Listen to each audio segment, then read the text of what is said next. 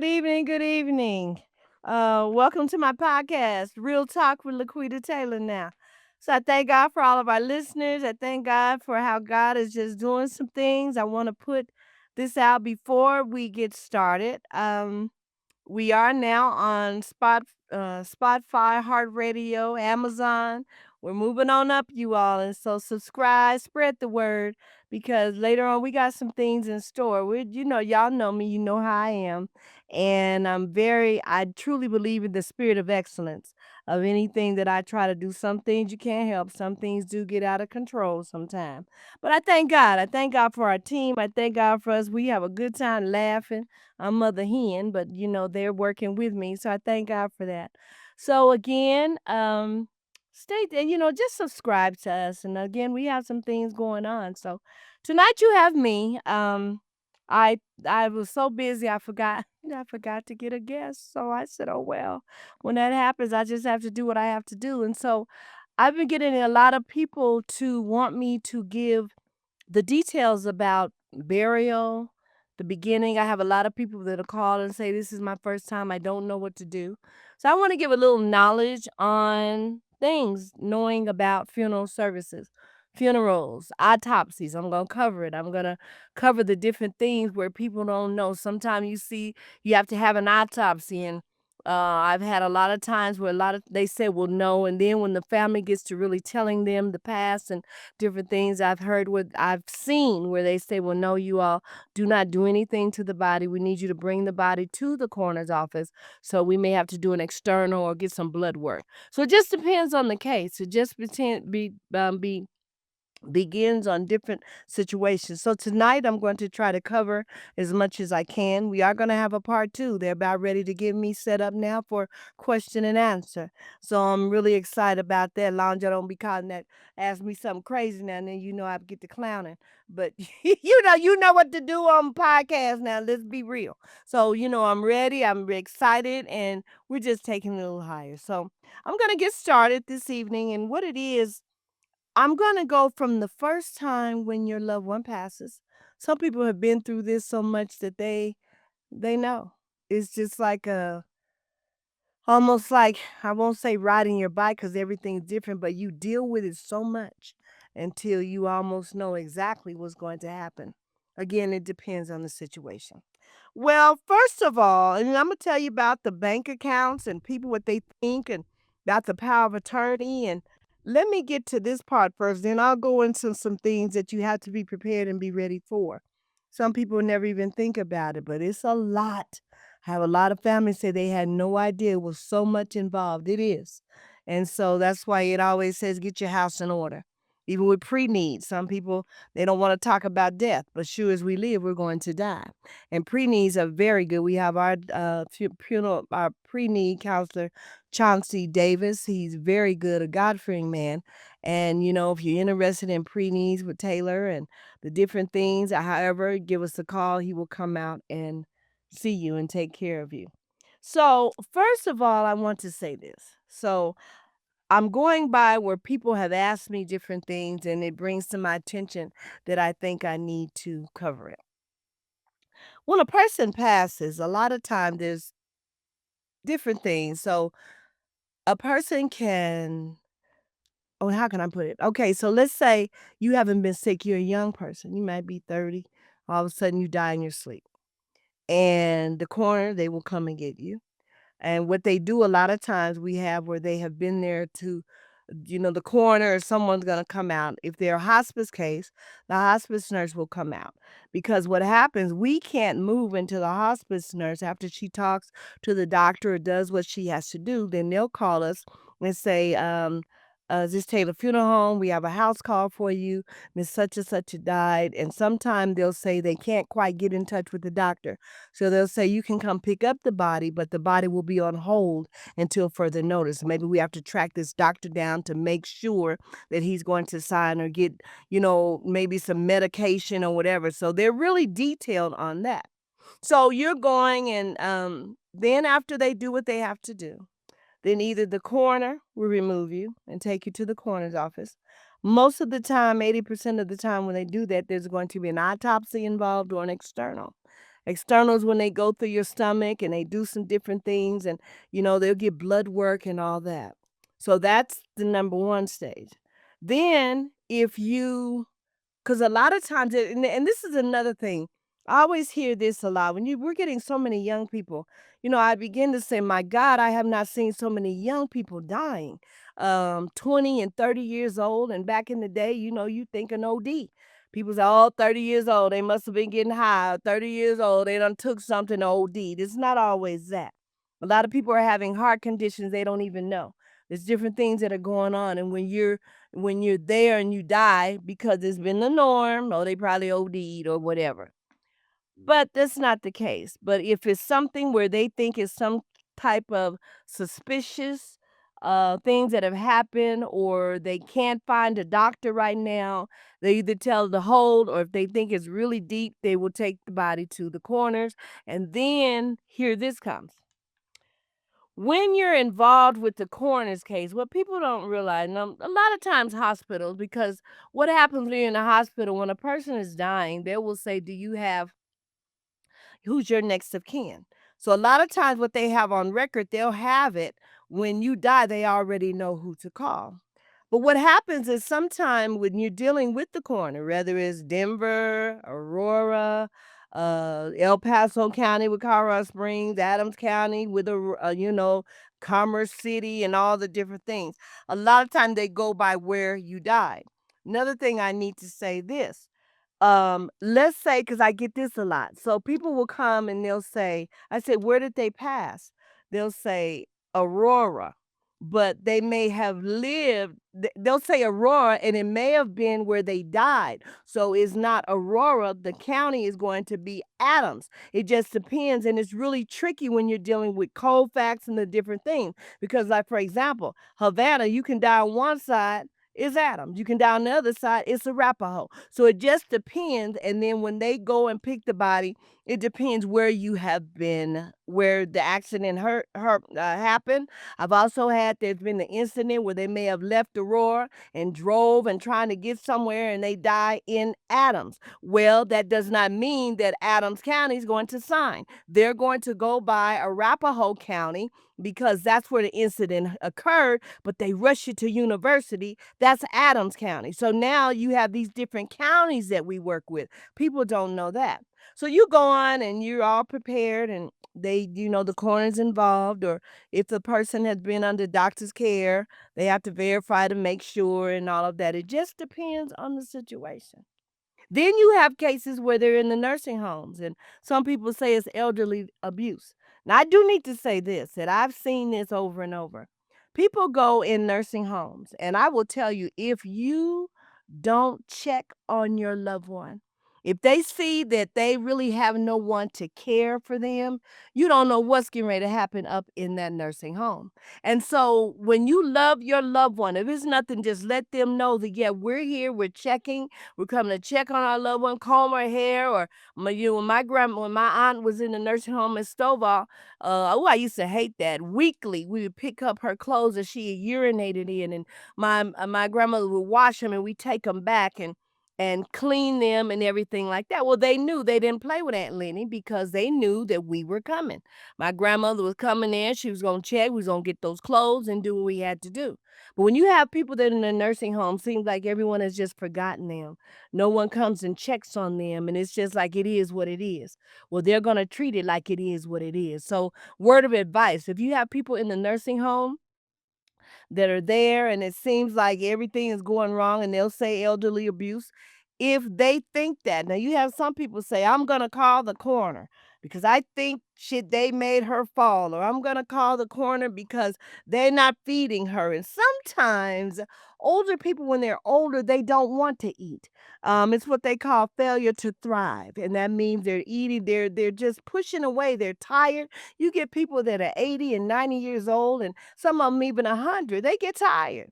And so a lot of times they'll be like, okay, we're here, we're going to do all we can. But if you don't go and check on your loved one, anything can happen. And that's a word of advice. I've seen it. They come in there and sometimes they can get the corner. You've seen things and you want to talk to the corner. Sometimes they say, Taylor Funeral Home, we need you to bring the body back to us. We're going to do an autopsy now.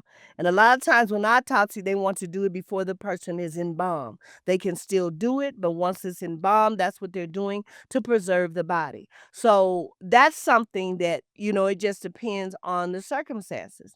Now, also, I get this. I get a lot of people call, they don't know what to do.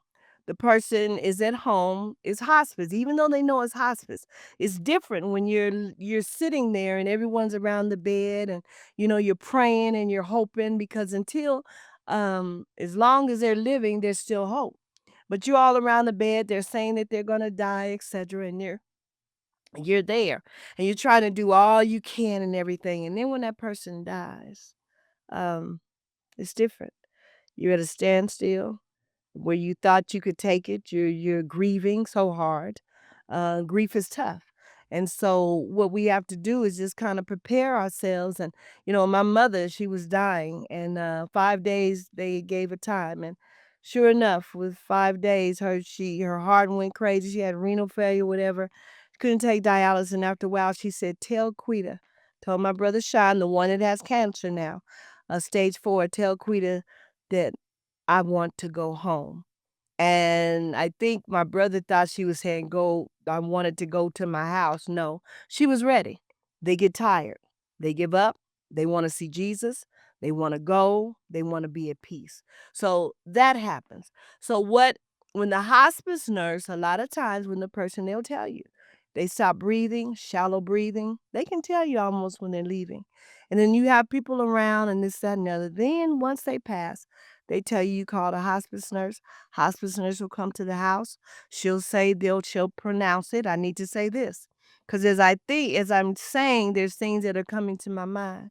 I get a lot of people when I'm meeting with them. Yeah, he died at 1:30. Okay. He might have been 1:30 when you were there, but they're not going to pronounce his time of death until they get there.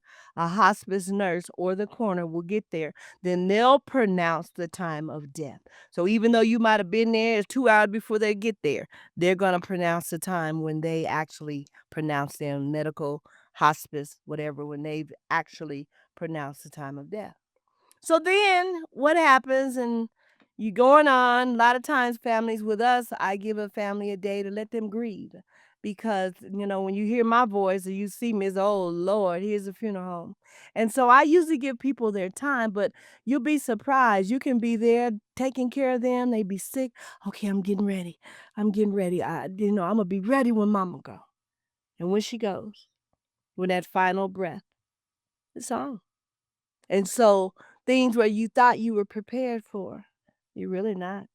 And if you do a pre-need or something, you got your files, your records. And I do want to say this, when you have paperwork, you need to have it in a place so that people can go right to it. A lot of men, a lot of older men that I find, especially in the military, they want to hide paperwork. Oh, they want to put it under the bed. They want to put it under the mattress. And I've had people who have money, honey. Some of these older people, they don't believe in banks. So I've had people come, one man, he had all his little money in a coffee can. I couldn't believe that man came in there with that whole coffee can, but he paid that bill, but he didn't believe in banks. A lot of them back in the day, they said banks stole from them and the different things, but make sure if you have somebody that's responsible, you as the person, and you're getting older and you're getting feeble, you need to make a decision as to who is actually going to be over your paper, over your life after death. Because a lot of times I always hear this, well, how he getting to do it and he's the youngest and I'm the oldest. How did the oldest act in front of the loved one? A lot of times it doesn't fall in the line of I'm the oldest, I'm the middle, who is the responsible? And I need to say this, if you have 5 children, you may have 5 and one has been, you had the one, oh, he was on it. Then you had another one, okay, they okay. And then you got one, he just been a fool treating you like a dog. And then everyone feels like I'm an heir. But that heir, did you check on your loved one? That heir, did you talk about what was going on? What did they want when their time came? So then when people get mad, it surprises me. I get the one, oh, he mad, he never came and talked, he never came and checked on mama. So you have all this is going on, okay? Now you're trying to see the person died at hospital, they died at home. They died in the hospital. And I need to say this hospice is very, especially, I'm going to speak on it. Hospice, Denver Hospice, very, very caring people. Um, they do all they can, and it's getting you as comfortable as you can before your time is given. They give you medicine to kind of keep you relaxed. A lot of times I see people, they're very agitated because you have a feeling of death coming on you. I watch my mother. She went to sleep in Jesus, but during that time before, she could just tell she was agitated. My Aunt Rose, 104 years old, and she kept saying she wanted to go with God. But when the time came, see, when you know God, there's a peace. When the time came and she looked at me and I began to sing Amazing Grace to her, she said, Quita, I'm getting ready to die. I'm getting ready to die. I wasn't afraid, but it's like, it's here. I've been wanting to see Jesus and I'm going to see him. So that was to see the different things. And then I've seen people, because you don't want to be like this. I've seen people where they have died and you can tell that something is after them. It's not that of peace, it's that of torment. And I had one where he was swatting and hollering and, oh, Lord, oh, they gave him enough medicine to put down 2 elephants, they said. But he fought death as long as he could. And when I came back after leaving, I came back, he had the face of a man that was petrified. So that's why I always say, get your house in order, get your heart in order, because when that time comes, none of us know the day. Some people are going to suffer. Some people are going to die instantly. Some people, we don't know how we're leaving here. I deal all the time, but somebody has to bury me. So then after you've done, your loved one has passed, now you have to decide the funeral home. Some people will call around. We get a lot of people calling around. What is your price for a direct cremation? What is your price with a service with a full service with a burial? What is your service for a memorial? What is your cost for memorial service? So then, if you don't already have something in place, now you're calling around and seeing who has the best price. Now, I need to tell you this: all cheap prices are not good prices. A lot of times people will say things, and then when you get in there, it's not what you thought. You're having to do all the work and the different things that you're doing.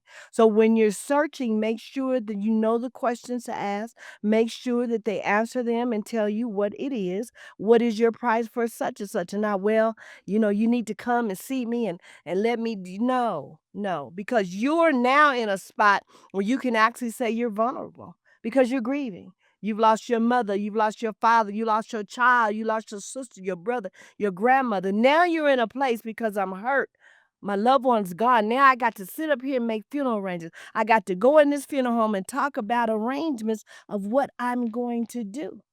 Some people have never had to get that close to even making arrangements. That's where it comes. I get people say, I don't even know. This is my first time. Can you help me and direct me? And when you have someone that's going to do you right, what better place? But if not, people hum-hoing around, they can't answer you direct. You ask a question, they can't say what you're asking. Well, I want to know what is your full price and this, that, and the other. Oh, well, no, you need to come in and no, you can hear it over the phone. And if it's something that you're interested in and you feel comfortable, then you come and go to that funeral home that you feel comfortable with. So now, person is bad. They've passed. And now it's like, okay, what do I do now? A lot of times with me, I'll tell a family what to bring in, think about some things.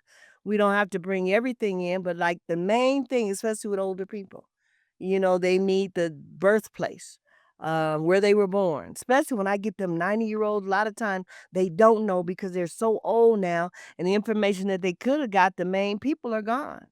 And the mother's name with her maiden name. People always say, why do you need that? That's what the state asked for on the death certificate. What was the mother's maiden name, her first name and the maiden name? Even for the wife, what is the wife's maiden name? She can be alive and everything, but they're going to ask that because that is the status of information for the death certificate. Well, then you go on and you're getting everything, and I ask the questions, and some things you can write down. I'll tell people kind of the things about thinking about pallbearers. I'll ask what type of service. And then I'll even ask, do you want your loved one embalmed or are we going to direct cremation? Because the quicker they're embalmed, the better their body is going to be. So with that, when someone says, and you can do a verbal, but they can do a verbal, but when they come in, I have them sign that authorization paperwork. So you're going on, you're doing all that. Now you're making arrangements. Now, things that you need to think about insurance policies. And I need to tell you this. Um, Insurance policies, I get a lot of people, used to be, but I think they're catching on to what they do. You have people that came in and said, "Oh, girl, I got a $500,000 policy." And they're like in 30s, okay, 500. And my antennas from 44 years is most likely it's an accidental policy. And when it says accidental, you have accidental overdose, you have accidental different things. If you have been on drugs and accidental, the insurance company will not pay. There's different things that they do. So you have to be so careful of that because if it's something like that, accidental is just that. You have to be walking down the street and so a pole drops off the building and hits you in the head. Something that is truly accidental, something that was unavoidable. It was a thing where it just happened. Well, the reason that accidental policies are so cheap because it's a rarity. Everyone doesn't die from accidental. That's just like whoa. That's deep. So then you got that. So that's gone. You can't even use an accidental. Then you have some that have just got a policy. They're starting to see their loved one. I'm being real talk. Starting to see their loved one is declining. And I need to come in and I need to do some insurance. And you may have started even a year ago. But what happens if that policy is under 2 years? It falls under what we call a contestable policy. And it's just that because the insurance company, they have a meeting, they have a group of people that if a person died before those 2 years, they have a group of people that sit down, they look at everything, they need to see if they had a pre existing condition. They ask the information from the doctors that they had and everything because they're making sure that everything is okay. And I remember one time we had a lady, she was 1 year from being 2 years. And we lost on that too, because it was 1 year from being 2 years. No, 1 month. And they went to investigate and he said he wasn't a smoker. Doctor signed, he died from smoke, and diabetes and the different things that he passed. But that smoke right there took it because on his paperwork, he said he wasn't a smoker. When that doctor signs that and he sees that, it's over. I have a lot of people with this. They say, "Well, I need a death certificate. I got an insurance policy. I got insurance." And sometimes it's pending. Sometimes the coroner has to wait. Sometimes it's longer for the doctor to sign. A lot of times, if it's then the coroners can give you pending. Pending can be used if you need to go to the bank, show that they'll give it back. Or if you need to take care of like cars, or if you even tell your house, they're not concerned about your cause. The insurance companies is. They will not pay out until they have a cause of death. So they need to see that. So a lot of times people think, well, I need a death certificate. So I'll tell people you can get a pending so you can. But when you actually have a big policy or different things that you need, no. Not until that cause of death is on there. So you're going on, you're making arrangements, and you don't have a church home. Most likely they try to make it at the funeral home. And there's so much. And I need to say this: a lot of times with military paperwork, I tell people now, Fort Logan has gotten so strict now. They're on a different team. Ever since COVID, so much has changed. And what happens is like when you say, "Oh, my husband, he was in the military and I can't find the paperwork." Well, they have a search that we can do in St. Louis. They search it. My son's very familiar with that. They do the search and then sometime they find the paperwork for you and they clear you to be buried at Fort Logan. But then sometime I've had it, we did almost a month and a half before they found anything on that person. Now, Fort Logan, when they have the benefits, a lot of times people think sometimes people in the military they do have insurance. I know back in the day, the Asian orange, if you had Asian orange, that's when that contagious, I guess I almost want to say nuclear type stuff when they were back then, the all that Asian and stuff, people were paid for that. And when people think, well, the military, now back in the day when I first started, the military did give it was a cheaper casket, but they did include a casket.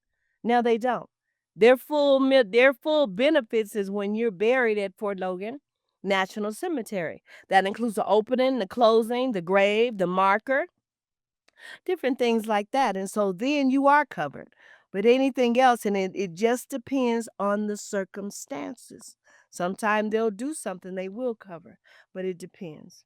Now, after we go and the honors and all that, and we're getting it all together, and then you find the church, and it's going to be at the funeral home. If you don't have a pastor, then the funeral home will find a pastor for you. It just depends. I sit down in detail and make it work for you.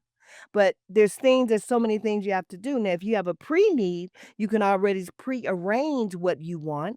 You sit down with our counselor. He will go through everything and write the contract. And a lot of people write the check. It's at the insurance company. When you die, we call the insurance company. They send the check that you paid for.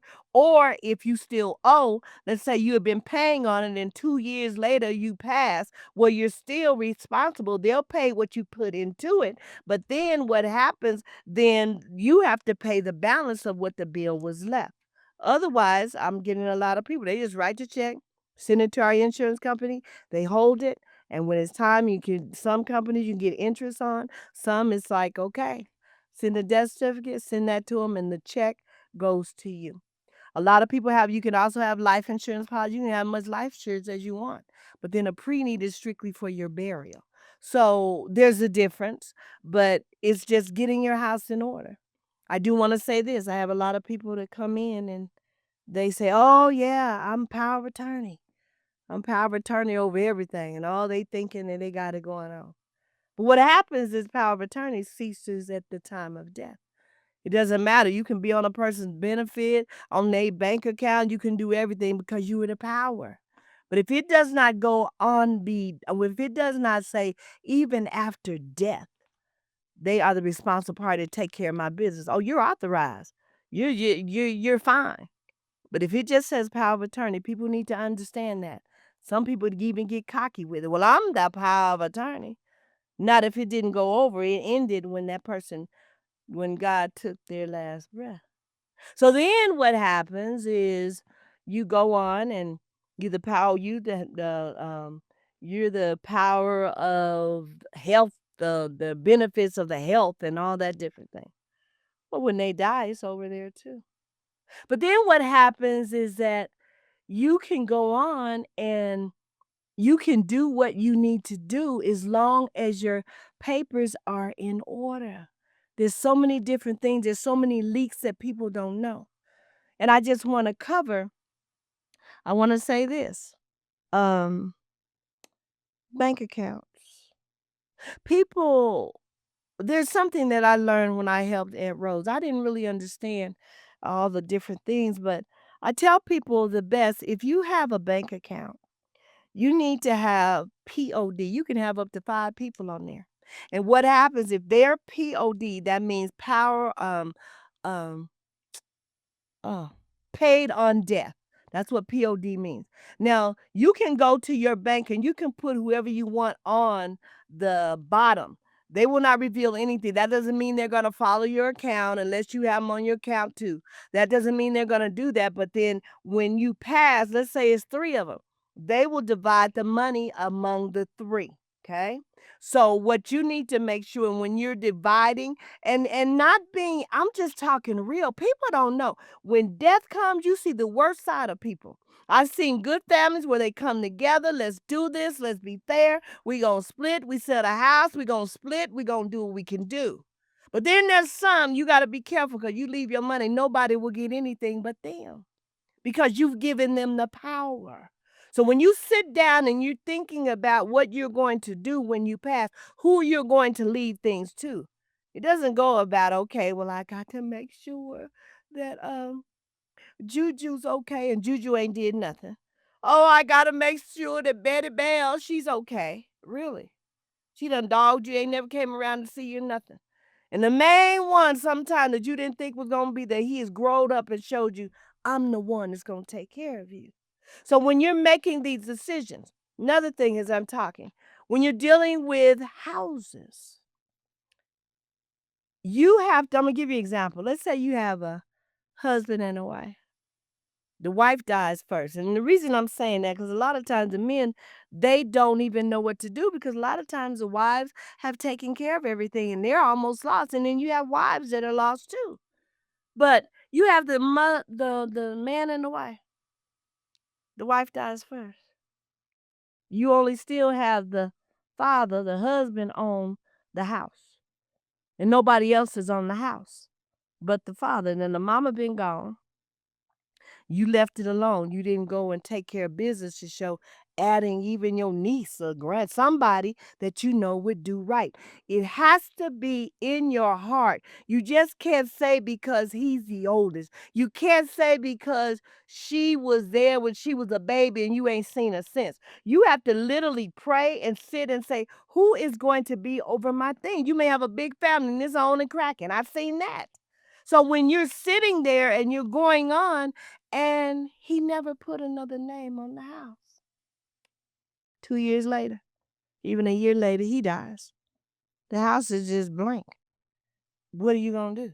Now we go into probate.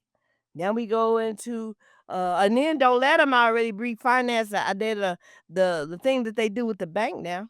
They give you money. You don't have to worry about nothing. Oh, but when you die, you may have put everything in there. You've been living the life. But when the time comes and you die, and they're going to come and get that house. Unless you have someone that can pay it all up front. And a lot of times it's 45 days, maybe 30 to 45 days. You have to get out of there because it now belongs to the bank.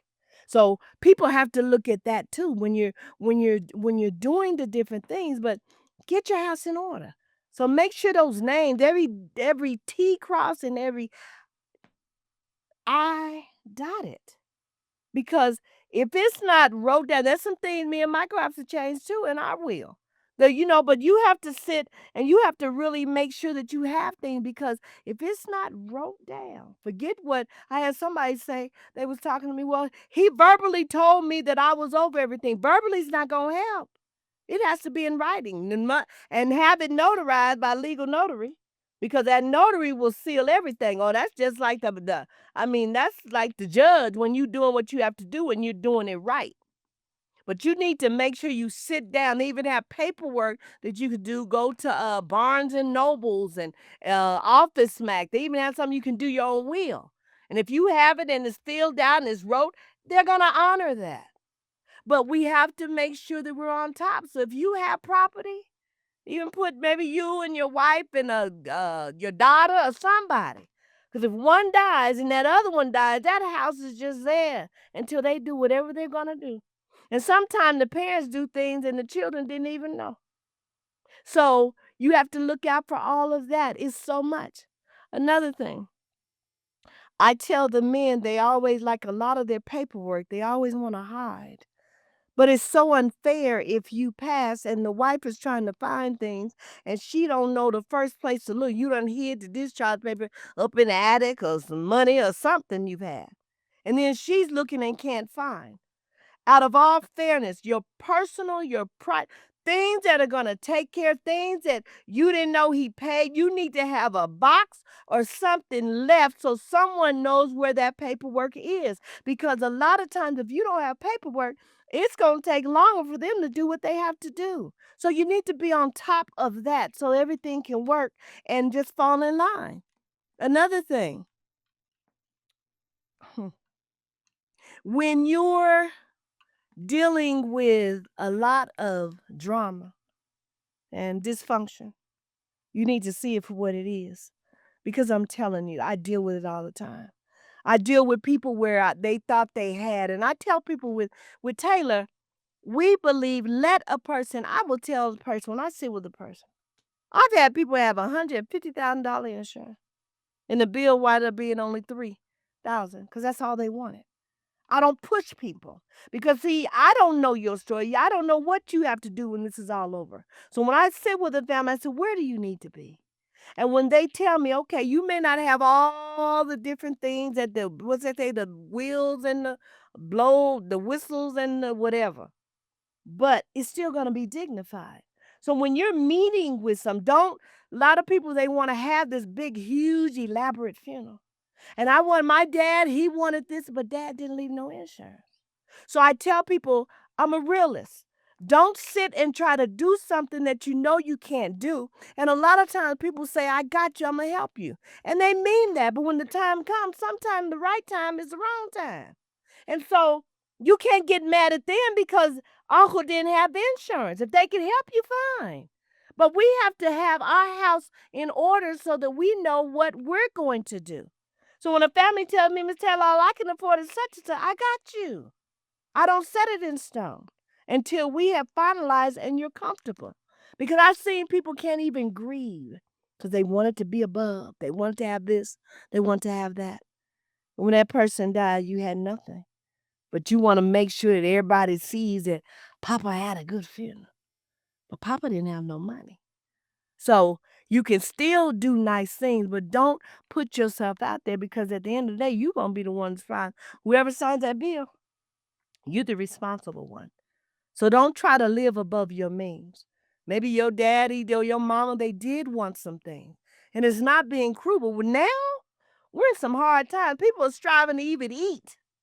So to put that on and say, well, I got to do this, and daddy wanted and mama, and I told her that I would give her all this 5 limousines. No, no. Be real. When you're talking about death and funerals and the different things, you have to be real. So men, put that paperwork up. Put it up so it can go to a place with your discharge papers, your insurance, if you had different things. And what I've done now, a lot of my families, I have a creating the story. They'll come by. Can't nobody tell your story like you.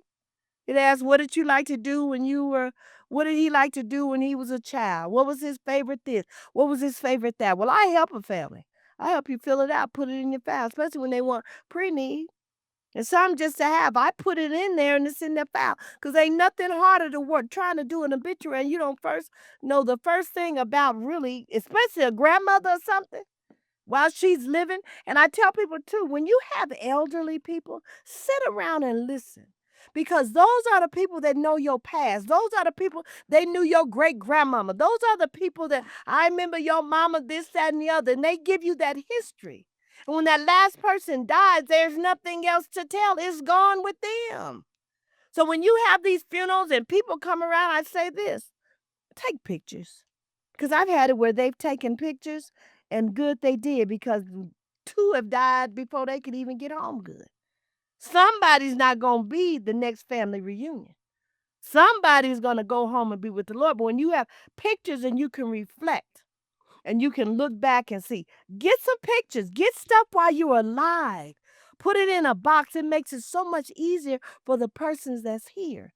I've heard people say, "Oh, just cremate me and throw me in a river." Really? You really think that sounds good? Throw me in a river. Put me in the trash can. I've heard it all. That ain't cute.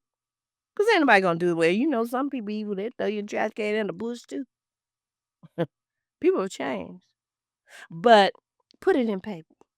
Put it in paper what you want. You want to come and sit down, talk to us, or anybody. And I'm not just saying us. There's funerals. But I know what we do. I can't speak on nobody else but us. And if you decide you want to come and sit your arrangements and do things and bring picture, we got you. But you have to have your house in order.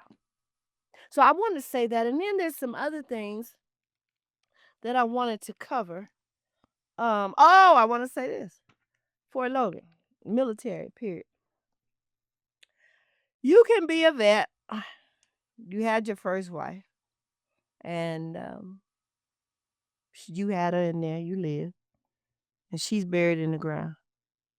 And then you remarry again. And you have your second wife. Well, the second wife could go in there. However, because he's still the vet. So he got a first wife in there and he put a second wife in there. I've had people say, well, I was the wife, the first wife. Well, it doesn't matter. Now, if he's divorced, you ain't getting in there. Because the paperwork asks if they widowed or they married. They're married, that's his wife. She can legally go into the military cemetery. And then the wife done died. They was married. They didn't have divorce. He remarries. And the second wife can't go in there. So there's so much that we need to know. Call Fort Logan. Check with them. See what they're doing. They're different. They're more stricter now than they were. National cemeteries all over. I got my experience years ago with Arlington National Cemetery. It takes 6 to 7 months to be buried out there. And we've had to keep the body, and then right before they get ready to go, then we ship it to a funeral home there, and then they get ready to prepare at Arlington National Cemetery. And not everybody's gonna get 21 gun salute. A lot of people think I get this. They go and they say, "Well, uh, ain't he gonna get the 21 gun salute and all that?" No, especially now with the war, there's shortage, different things. Most of the time, unless you're retired or you are active duty, you don't get the 21 gun salute. You get two people that will come out, and probably a sergeant and whoever. Paul would know more about that. They have the sergeant and then they have two men. Sometimes it's only two. They'll play the tabs, fold the flag, present it to the next of kin, and they go on. I've had families, well, can't I get a flag? No. That's why another thing you need to play, who's getting the flag? It might be 5 kids. A lot of times it's the oldest. It just depends. It could be your niece if you want to, because they're going to ask us who gets the flag. So when I have a lot of families, a lot of family, y'all, who do y'all want to get the flag? Because we got to tell the name, and we put them at the end on that Fort Logan stage, the staging area A, B, C, D. And then we put them on there, and then the military will give the one that we told them, they will get the flag. There's no getting, well, he had 2 kids, one of them. No, it doesn't play like that. So think about that while you're listening to me. Something military. Who we going to get a flag to? And when you get with the funeral home, they'll tell the military who the flag goes to. So there's so much. There's so much, even more so than what it is.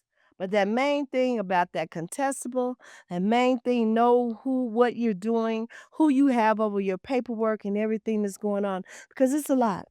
And a lot of times when they're gone and you're like, what am I going to do?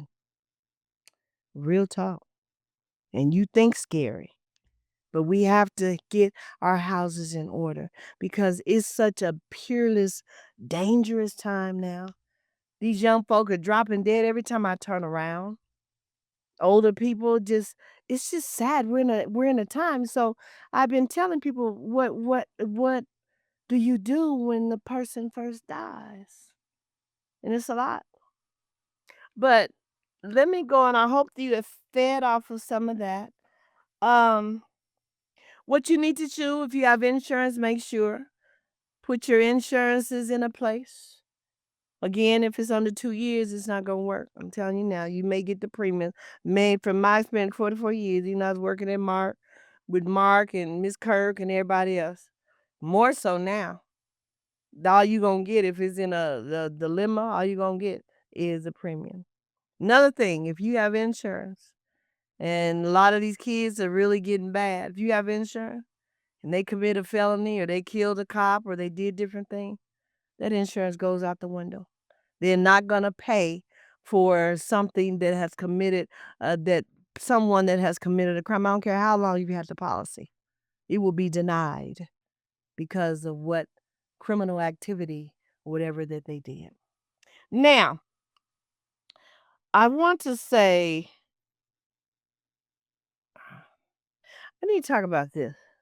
Victims compensation. I'm telling you about the different counties and the different things. So victims compensation, what that is a government thing that they do where if a person gets killed and someone is charged, different things like that, you can get victims.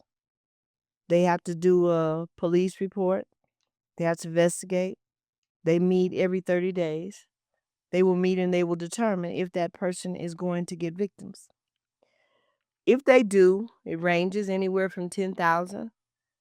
Sometimes it's 10,000 cemetery, mortuary, and 5,000 cemetery, however.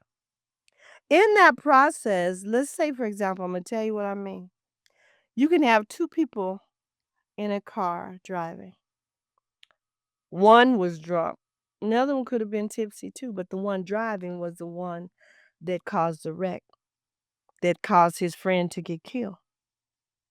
Victims, yes, for the other man that died. Victim, no, for the one that was driving crazy and crashed into a tree or whatever.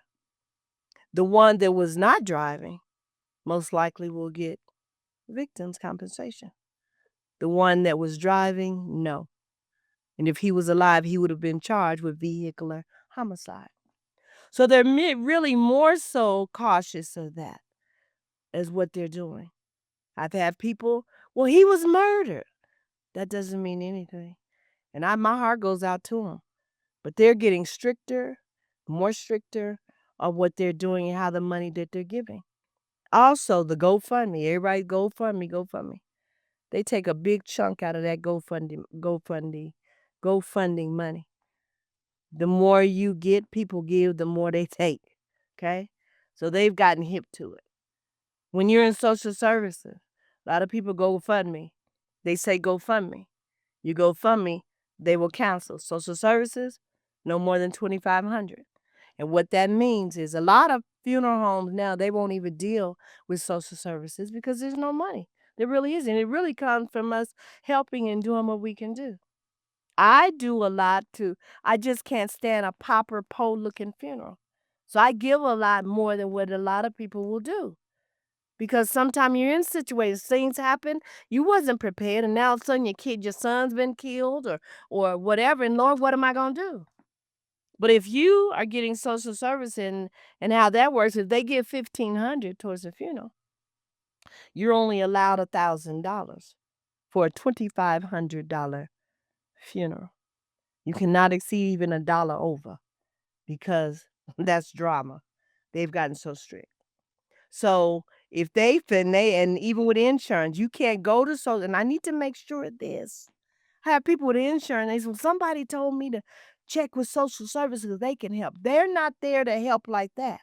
If you have insurance, they are not going to participate at all. And so when they say, go to the state, go get help from social services, they'll help you. No, they won't. And I will not go over the 2,500 because I'm not trying to get in trouble. And then you would get in trouble, and here we are. So it's not like it was. Sometimes you try to slip and help people. That's how it was back in the day. But we're another day now. You think maybe $20 or even $50. Not anymore. So if you're doing GoFundMe, you can cancel social services, whatever county. Arapahoe, Denver, Jefferson, Adams County, El Paso, they don't play. So you all stop thinking that I'm going to go to social services, they're going to help me. When you're going to social services, you're going to them saying, I have no money, I need your help. And so it depends on a funeral home what they're going to get. They can give a whole big old funeral if they want to still just get 2,500. But that's not going to happen because we in business, we have to get something. But I want you all to stop thinking that, okay, social services, we can go there. I got insurance, probably 5,000. I can go to social service and get 2,500. You need to understand.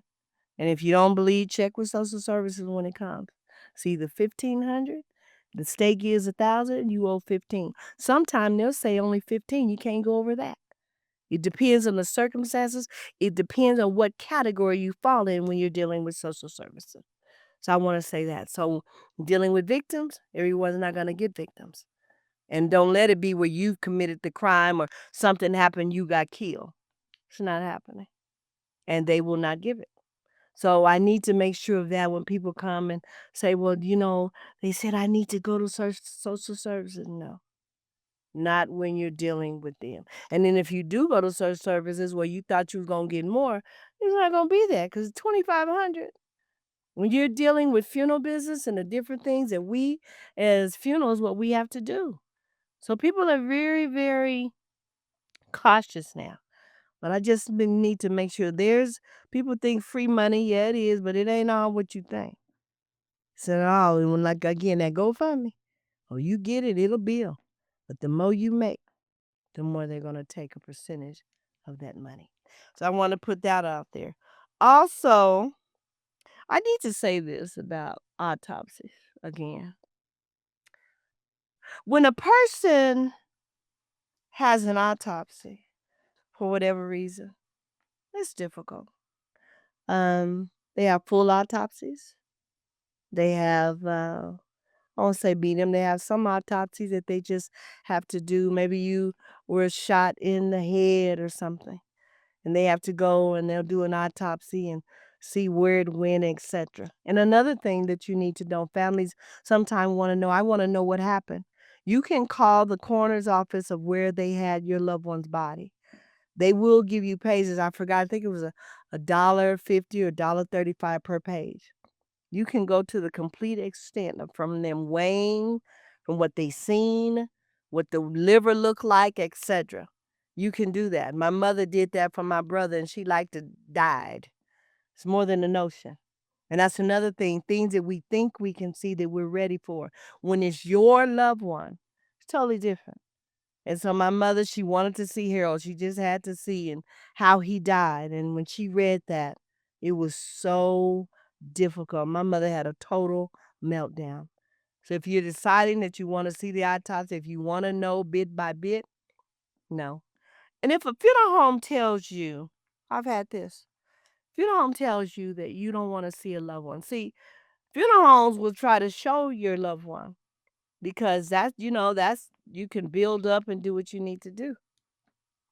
And they'll try to show, but if a funeral home tells you you don't need to see your loved one, because I call it faces of death. If you could see some of the faces of how I've seen how people have died, how burned up and the mutilate, different things that I've seen. And I said, Lord, I thank you 44 years of all the faces of death that I've seen. I thank God that I'm not alcoholic, dealing in the things back then. I really used to see the bodies. Now I'm sick. Listen, about the only time I'll see if I'm walking a family down to help them to see their loved one and to make sure everything's okay. Because after you keep seeing death after death after death, it's no joke.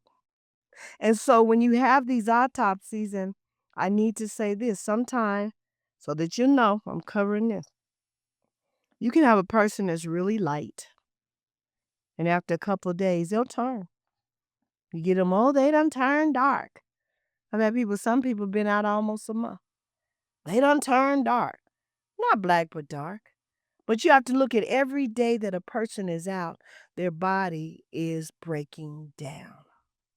Then you have some where some of them, when you have edema, need to let you know this. People, oh, they swole now. Our team, they can get that swelling now. Not all of it.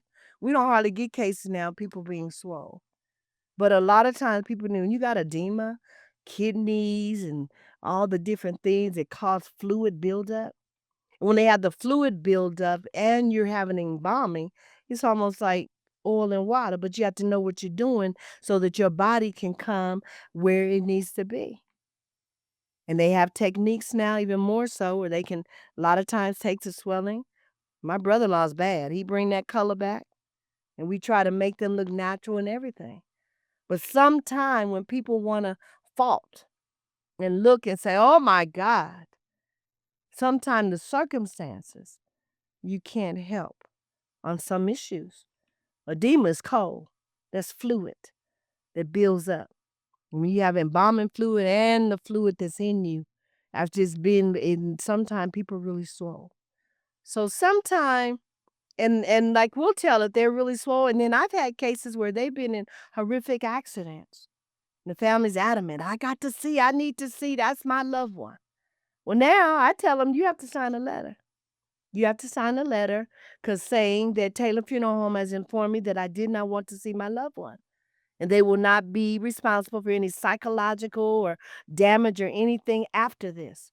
When you're warned, when the funeral director tells you, you don't want to see it. You better remember, because that's the remembrance of the face of your loved one you will never forget. And I get a lot of people now that are saying, I just want to remember them how they were. I want to remember that. I don't want to remember. And get some of them. I feel so sorry for these firemen and police. When they come on these scenes, it's on. By the time the family's coming in to us, they're ready. They've kind of half accepted. Okay, I'm in shock, but I got to make arrangements for my child. When you get up on the scene, some of these things when they get to us, it's like, Lord, have mercy. And you're getting there, you're trying to find, you hear people done hurt and they screaming and hollering and they're devastated. It's bad enough when they've lost their loved one. And I've had them come in there and sit down and they start screaming. because the devastation. So until you've been there, until you have been there, no one can say anything about no one. And I tell people grief is one of the next to death. It's one of the strongest emotion that you can have. I've done I just told my team I've done 2 times a family of 5, husband and wife. Mark and them really have did a lot of that. Husband and wife and mother and child and the different things. And when you see it and then babies and different they end up being abused, man, I'm gonna tell you how deep it go. We had a case one time where the lady had died. She was murdered. They were looking at the husband, but they got enough evidence that they were going to wait till after the service. And they let us know, don't say anything. We're going to arrest him. He's been charged with murder, but we're going to let him go through the service. And when it's over, we will arrest him. They did it. Family hollering and everything, but what do? I tell people, you are responsible for the consequences that you do. Then I've had cases where gang members, police come, they say, Miss Taylor, we're gonna come back in. They tell Michael, my husband, we're gonna come in when everyone's gone. We gotta check the casket to see if the murder weapon is in that casket. So see, people don't know what goes on behind the scenes. They may look at us and think it's easy, but you don't know. I tell people we need prayer just like you need to prayer. So get your house in order. Think of things. And this is another thing. I have to mention this. I'm almost done. I call these funerals an imitation of life. If you guys didn't remember that movie, that's where the lady, the mother was black. She worked for this rich family. Back in, that's what they did. Housekeeping, help raise the children, everything. And she she raised raised their family, but she had a daughter. Beautiful black woman, but her daughter looked white. And when she got older, she began to realize that people were looking at her when they found out her mother was black. She was getting dogged. She flipped the script. She got defiant. She didn't want to accept. You're really black. And I remember every time I see this movie, I know a lot that is listening to me today. It was really sad. We as mothers, we love our children. Um, Even fathers. These kids are getting so disrespectful. And they're doing different things and you still trying to hold on. Well, I'm a different kind. Michael Deshawn. How some of these kids talking, Michael Deshawn 45 years old. I'm not playing with you. Is that old? So my mother used to tell my brothers, boy, I brought you here, I'll take you out. She meant that. But you don't want to take nobody out because you be in the penitentiary and they still be doing what they want to do. But she wanted to be white. And she went away. Did all the scandalous stuff, was stripping. Her mother was so worried about her. And one day she said, I got to go see my baby. See, one thing about this I have to say. You may not know the day or the hour. That was a movie, but it's real talk. You may not know the day or the hour, but you can see. She picked a dress and she went out and she went when she was stripping strip clubs. She got on drugs and everything. She seen her mother and she took off running off the stage.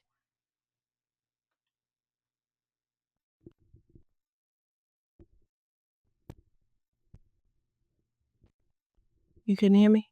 Mhm. I know you're going to cut this out. Thank you, Ashley. So that's coming off, I already know. But anyway, she went there. She was just, I think she felt her sickness and she loved her only child. And she went there to see her. And when she seen her, she ran and she went in the place and said, what are you doing here? And she said, I just came to check on you, baby. I love you. And mama loves you so much. Oh, she was rude and Get out of here, and going on. So the mama cried and she walked away. She went back to the house that she helped raise that couple's daughter. She went back to the house where they were so cherished with that family. She went back to the house where she had memories when her little girl wasn't concerned about if she was black or white. Well, mama's on the deathbed, and this is when I started hollering. That's the first time I heard Mahalia Jackson sing, Soon I Will Be Done. And the mother's on the bed, and she said, tell my baby that I loved her. I didn't want to hurt her. I was just concerned. And this makes me emotional because I hear the stories when they come up in that funeral home and they regret. I can sit around that table, that big table that we have for arrangement office, and I can tell the one that is guilty. I can tell the one that is hurting. I can tell the one that is genuine.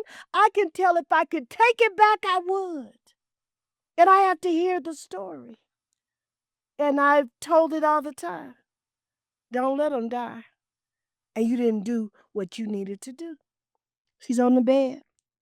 Just tell my baby I love her. The white lady, she just cried. Because she grew up under her. The lady took care of her daughter and her very own. She said, tell my baby I didn't mean to hurt her. I was just worried about her. But tell her I love her. Isn't that sad when you think about that? Your mama dying. You had the chance over and over. Never went to check on her. Never spoke a good word. Never even said, Mama, I love you. Daddy. Daddy doing all he can, working sometimes 2 jobs, and not being mean. Sometimes just a disciplinary person to try to keep you on the wrong track, on the right track. Some of these fathers have been out there, did everything, and they just want you to have a better life, not get caught up like they did, but they're wrong. You want to cuss them out. You want to be disrespectful. Anyway, long story short, mother went home, she died. After telling the lady, tell my baby, I love her. And they're taking her in a horse-drawn carriage. She died. The girl didn't even know. How she here? All I remember her running, and she was running through the people. Here's a white girl running through these black people. And said, ma'am, you can, no, that's my mama. That's my mama. She didn't care. But I say that you can get at that cat, you can plead, oh, Mama, I'm so sorry. Oh, God, please forgive me, God. I didn't mean to do it, but they're gone. There's nothing else to be said. So she goes and she lays on that casket. And she cries her heart out, white girl, your mama, you really black. You leaning on that casket. Mama, please forgive me. And then Mahalia Jackson started singing, Soon I Will Be Done. And they begin to wheel her. Those are my imitation of life's funerals. Do you know how many of those I see? That movie was made in the 50s. This is 2025. I'm seeing it more now than ever. So I'm about ready to close. I think if you call, you got any information you want to ask me, any questions, something maybe you didn't hear what I was saying, and just so much. And I'm gonna have a part 2. I'm gonna have somebody on here, even Marion, talking about probate and wills and different things that you can do. They got stuff now. If you want to sell the house, they have people that'll come in, look at it, and buy the house, and then they'll go on and rechange it, whatever. But you'll have some money. Some people know they can't afford it. Mama gone, daddy gone. What am I going to do with this house? Some people don't know how to pay bills. So mama, sometimes they leave you well, and sometimes it's like, you stuck. What am I going to do with this house? And sometimes the house so raggedy, Lord Jesus, what am I going to do with this? But then they have people that will help you. But don't have a imitation of life funeral for your loved one. And get to know your history. Get to know your people. Learn to talk to them. They may have some money put aside and you don't even know because you didn't take time to talk.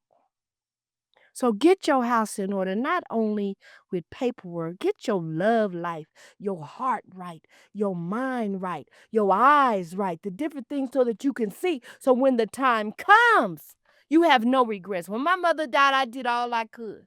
I had no regrets because I loved on her. Even sometime when she would make me so mad, it would be on. I'd walk away.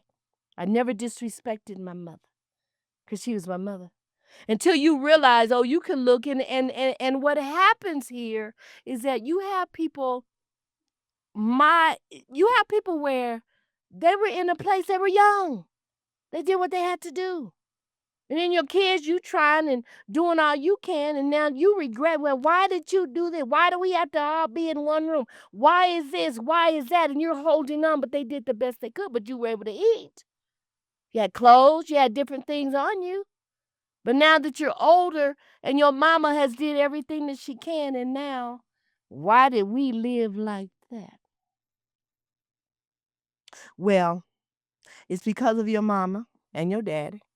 Your mama, I used to say this before, if your daddy was a junkie and your mama was a hoe. Real talk. You are here because of them. Walk away rather than disrespect them and call them all those names. And you wasn't nothing. You was old dope fiend. You was a hoe. You was this, that, and the other. Start respecting your parents. Start respecting, period, everybody. Nothing to be good to somebody, to smile. Let it go. Because as long as you hold on to the past, you keep looking back. Keep looking back. You can't walk straight because your focus is on the past of looking back. But let your future be that of getting your house in order, getting everything so you have it, so you can be at rest. If your mama die next week, oh, I'm so glad I talked to my mama. We got it. I know what she wants. Ooh, Daddy didn't want to talk a lot, but Dad finally told me where he hid the papers. Getting you ready for a day that you'll never forget. So let's get our house in order. Not only physical, but mental. When you're mental, when your head is right, you can be right because you're more focused. You're growing up. You don't have to be, you were silly at 20 and you 50 and still silly. That's not what God wants.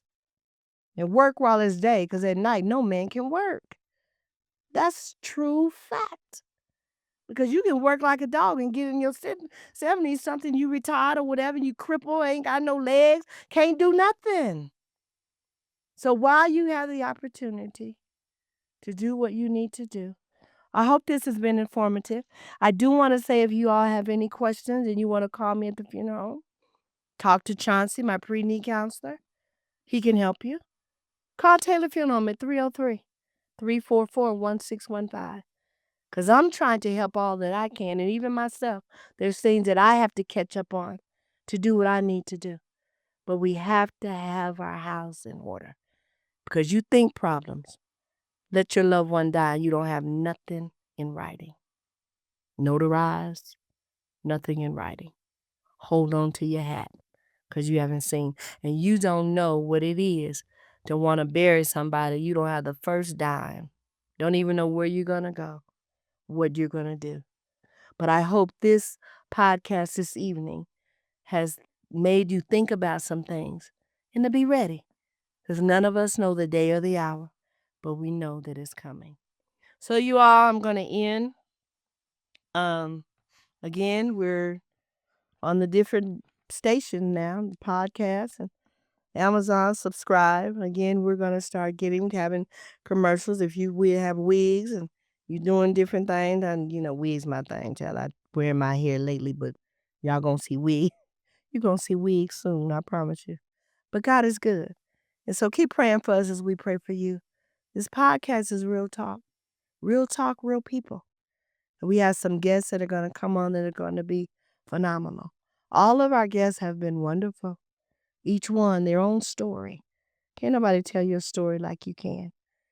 And my gift, what I want to do, let people tell their stories. Just regular people. It doesn't always have to be celebrities and different things. Just you as you, coming from the heart, telling how you started out wrong. But look at you now. God has carried you through. So until we talk next week, we start, this is our second season. God is moving. And I love my team. They're special to me. Just a matter of time. Because when God will not give you a vision without provision. So you guys subscribe, say you like. Again, we're going to do some things for the people that listen. So I hope take to heart. This is very informative. It's real talk for real. You all don't know behind the closed doors. And if your house is not ready, you have trouble. Trouble in the land. I promise you. So until you all, it's been a good evening. And again, thank you for joining me this evening with Real Talk with Lequita Taylor. I love you now. Good night. Have a good one. Bye-bye.